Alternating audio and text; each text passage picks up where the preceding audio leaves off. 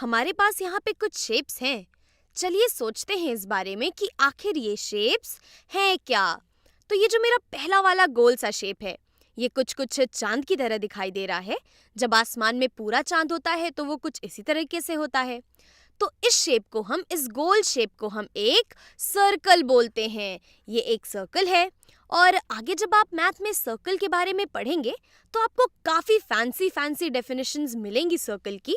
लेकिन एक सर्कल के बारे में आप ऐसे सोच सकते हैं कि अगर आप इस सर्कल का एकदम बीचों बीच वाला पॉइंट ले लें, अगर मान लेते हैं कि ये पॉइंट ये इस सर्कल के ठीक बीच में लाई करता है, तो इसे हम इस सर्कल का सेंटर बोलते हैं। और अगर हम अपने सर्कल की बाउंड्री पे कहीं भी कोई एक पॉइंट ले लें, अगर हम मान लें यहाँ ये वाला पॉइंट ले लें इसकी बाउंड्री पे, और यहाँ से चलना शुरू करें इस तरीके से कि हम अपने सर्कल के सेंटर से होते हुए यहाँ पर आगे बढ़ते चले जाएं, तो ये जो पूरी डिस्टेंस है इस सर्कल के इस वाले बाउंड्री के पॉइंट से इस वाले बाउंड्री तक पहुँचने की, ये हमेशा ही कांस्टेंट रहेगी। यानी कि अगर मैं इस सर्कल पे कोई भी पॉइंट ले लूं और उससे चलना शुरू करूं और इस सेंटर को पार करते हुए आगे बढ़ती चली जाऊं इस सर्कल के दूसरे पॉइंट तक, तो हमारी ये जो डिस्टेंस है ये हमेशा ही एक ही रहती है। यानी कि अगर हम यहाँ से चलना शुरू करते हैं और बाउंड्री के इस वाले पॉइंट तक पहुँच जाते हैं, तो मेरी ये जो डिस्टेंस है ये दोनों डिस्टेंसेस आपस में बराबर होंगी।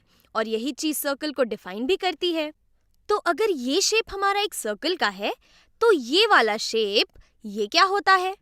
हम ऐसे शेप को ओवल कहते हैं। हर सर्कल एक ओवल होता है, लेकिन सभी ओवल्स सर्कल नहीं होते हैं।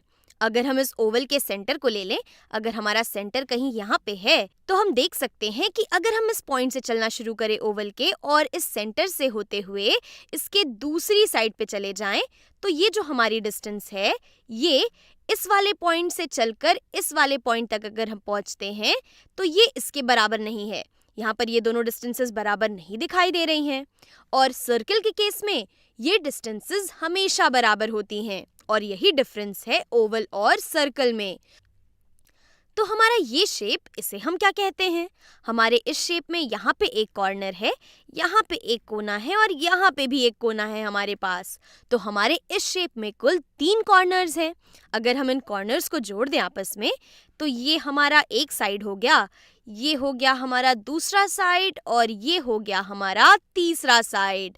तो हमारा ये 3 साइडेड शेप, इसे हम एक ट्रायंगल बोलते हैं। जब भी कभी आपको किसी वर्ड के आगे ट्राई लिखा हुआ दिखाई दे, तो समझ जाना चाहिए कि यहाँ पर किसी 3 चीज़ों की बात हो रही है। और क्योंकि हमारे पास यहाँ पे कुल 3 साइड्स हैं, इसीलिए हम इसे एक ट्रायंगल बुलाते हैं।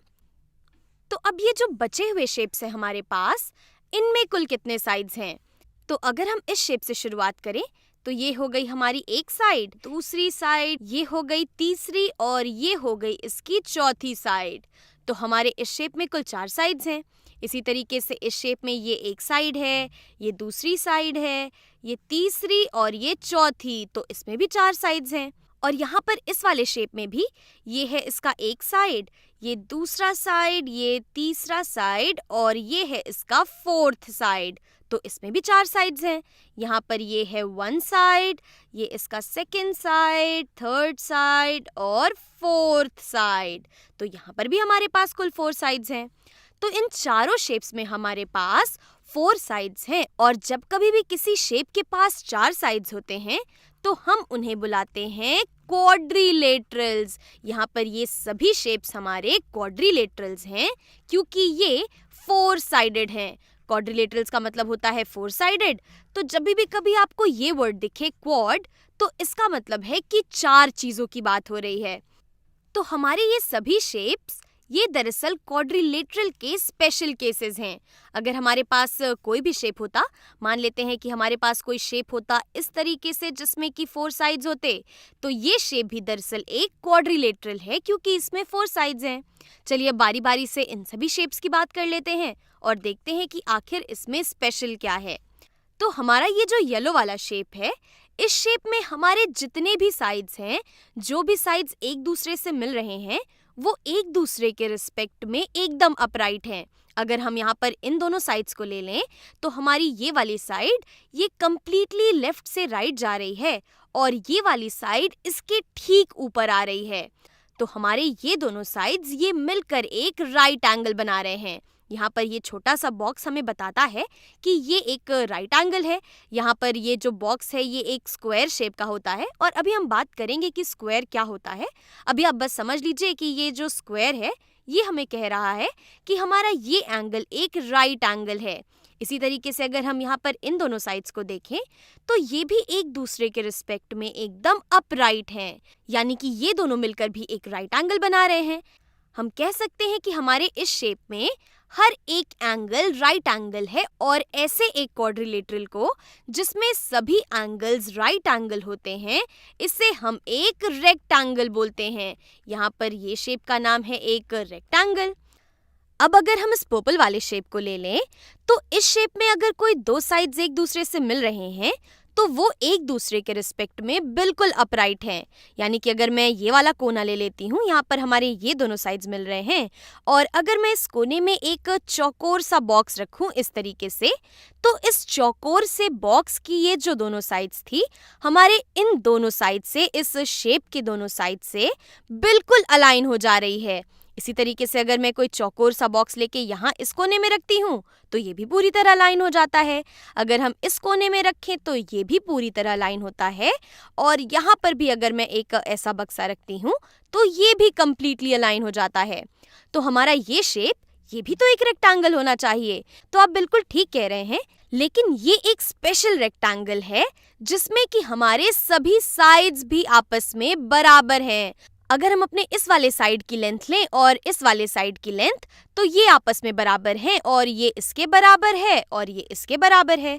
तो हमारा ये स्पेशल रेक्टेंगल जिसमें सभी साइड्स भी बराबर होते हैं इससे हम एक स्क्वायर कहते हैं। तो यहाँ पर ये जो छोटे छोटे चौकोर बक्से हमने रखे थे ये भी स्क्वायर्स थे। तो हमारे ये दोनों क्वाड्रिलेटरल्स जिसमें कि सभी कॉर्नर्स में हमें राइट एंगल मिल रहा है ये दोनों ही रेक्टेंगल हैं। बस स्क्वायर में हमारे सभी साइड्स भी बराबर होते हैं और रेक्टेंगल में साइड्स बराबर नहीं होते हैं। तो अब इन दोनों क्वाड्रिलेटरल्स का क्या ये भी रेक्टेंगल्स हैं? तो ये चेक करने के लिए हम इनके कॉर्नर्स में छोटे छोटे से स्क्वायर्स रखते हैं और देखते हैं कि क्या वो स्क्वायर कंप्लीटली मैच कर रहे हैं हमारे कॉर्नर से या नहीं। तो अगर मैं इस क्वाड्रिलेटरल के कॉर्नर में एक स्क्वायर रखती हूँ तो मेरा ये वाला स्क्वायर इसकी ये साइड तो बाहर चली जा रही है। अगर हम इसी तरीके से इस वाले कॉर्नर में एक स्क्वायर रखें तो मेरा ये स्क्वायर भी बाहर हो जा रहा है। अगर हम इस वाले क्वाड्रिलेटरल में स्क्वायर रखते हैं तो ये साइड और ये साइड मैच नहीं हो रहे और अगर मैं यहाँ पर भी स्क्वायर रख दूँ तो ये भी मैच नहीं कर रहा।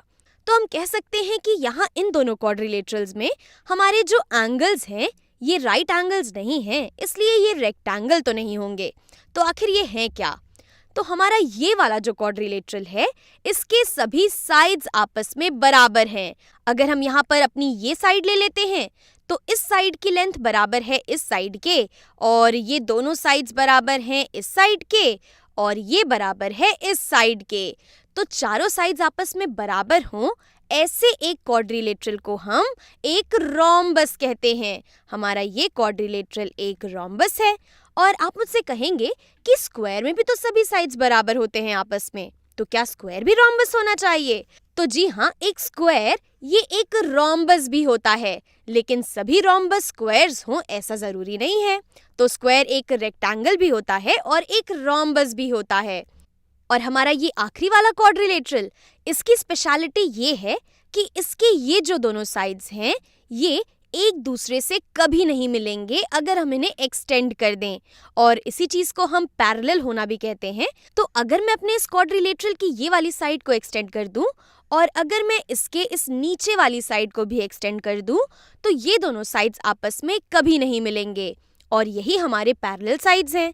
और अगर हम यहाँ इन दोनों साइड्स की बात करें, अगर मैं इस वाली साइड को एक्सटेंड कर दूं और अगर मैं अपनी इस वाली साइड को भी एक्सटेंड कर दूं तो ये एक पॉइंट पे जाके मिल जाते हैं।